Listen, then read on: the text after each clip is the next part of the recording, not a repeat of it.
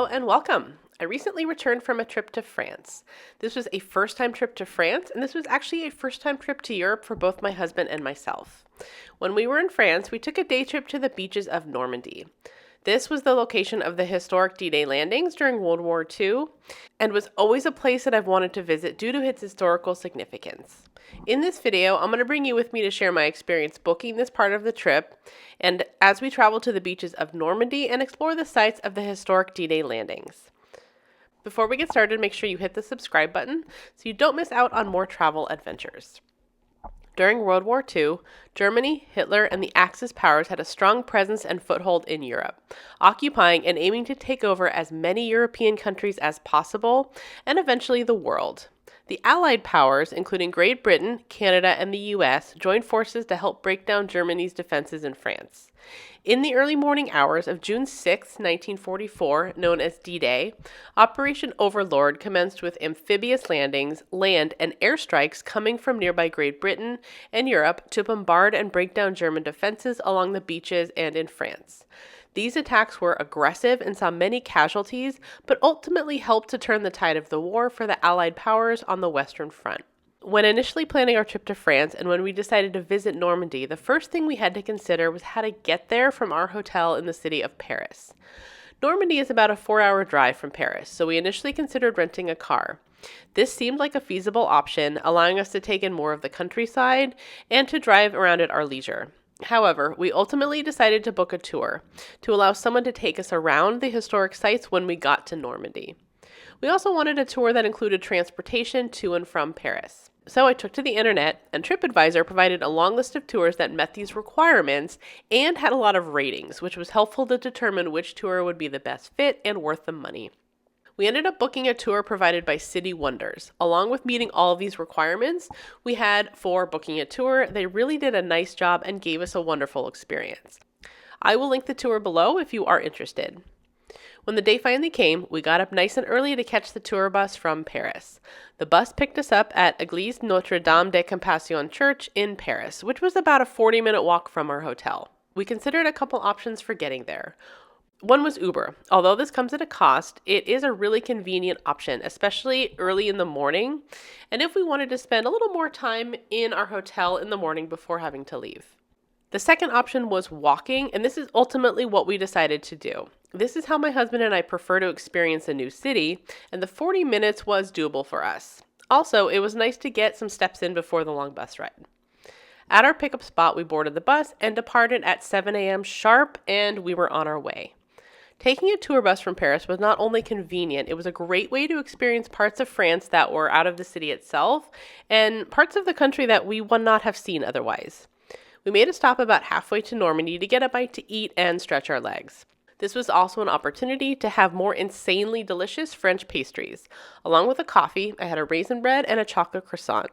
These were delicious, a good light snack, and held up to the high standard of texture and flavor that was now set after spending time in France. Driving through Normandy to the beaches, we got to see how different this part of the country looks, driving through the countryside and next to the houses and shops in the small towns as we passed through. Upon our arrival to Normandy, our first stop on the tour was Utah Beach. This was actually where the first landing occurred during Operation Overlord. Our first stop at Utah Beach was the Utah Beach Landing Museum. Admission here was included in the tour. This museum is actually built over a bunker that was used by soldiers during D-Day. When you first enter, they have several rooms full of artifacts from D-Day and from World War II. Being able to see so many of these items up close and in person and learn more about them was really great and gave me a much more realistic view of the experience rather than just looking at pictures of them. There were also real and replica Higgins boats that took the soldiers to the shore that day, and weapons and vehicles from D-Day on display.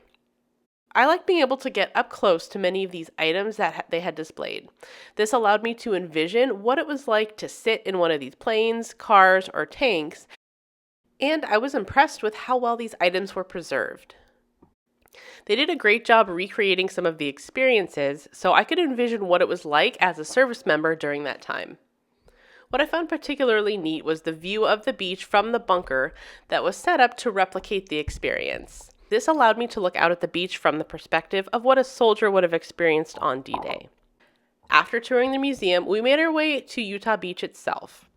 We passed by memorials that honored the events of that day, complete with more Higgins boats, more military vehicles on display, and memorials honoring those that fought there on D-Day.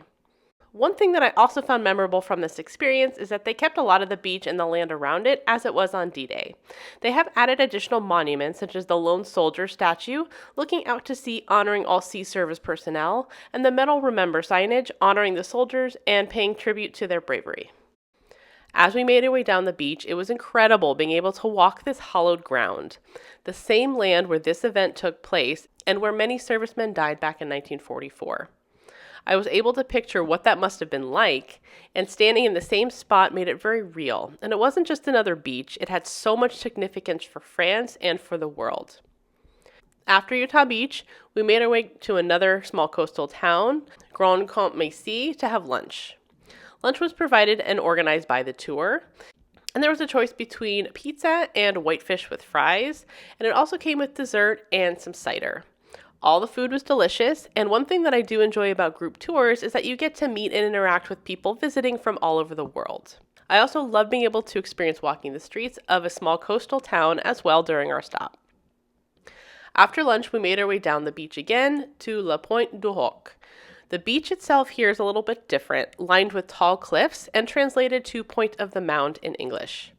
This stop took us on a little bit of a walk down the same paths as the soldiers took on D-Day and past some historical monuments to commemorate those who fought here and the events of the day. This is where there were a large number of German cement bunkers lining the beach. As I walked past these, I could see how much of a strong presence that Germany had established here in France. As I made my way closer to the beach, I got to get up close and personal with these bunkers as well.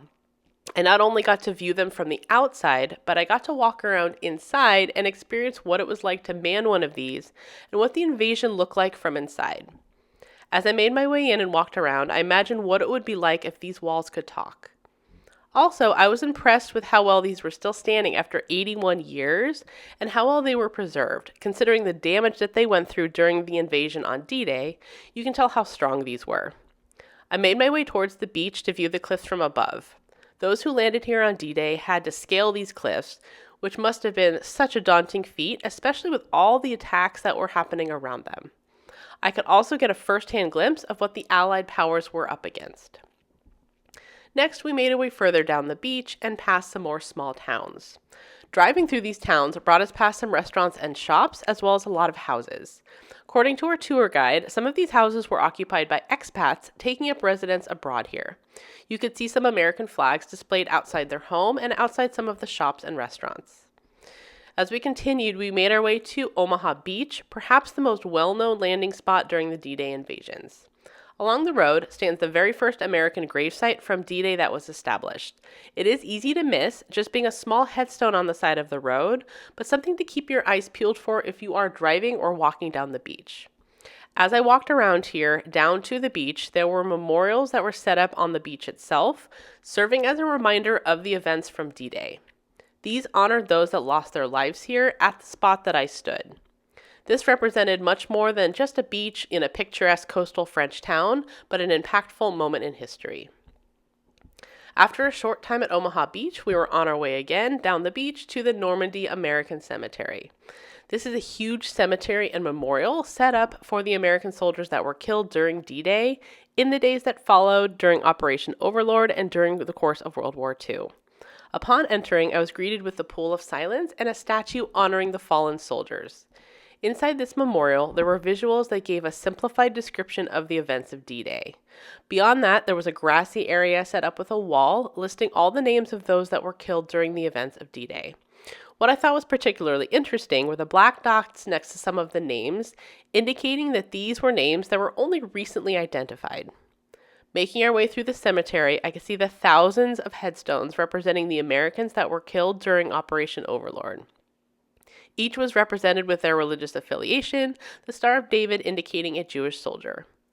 In the center of the cemetery, there's also a small chapel where you can go to pay your respects for those who have fought and died during the events of D-Day and during the war. As I walked down the edge of the cemetery, the number of headstones and the size of the cemetery itself helped me visualize the enormous loss of life and the impact it had on a generation. The opportunity to make a visit here was extraordinary. Learning about this event from a book, watching a documentary about the events of D-Day, or even hearing about the experience from those who were there pales in comparison to actually setting foot here. After a full day to explore the beaches and the memorials of this historic day, we hopped back on the bus and we made our way back to Paris. We again made that 40-minute walk back to our hotel. This gave us another opportunity in the early evening hours to explore the city on foot and grab some dinner before the day concluded. Thank you so much for watching. Make sure you come back for our experience in the city of Paris and for more travel adventures. I will see you next time.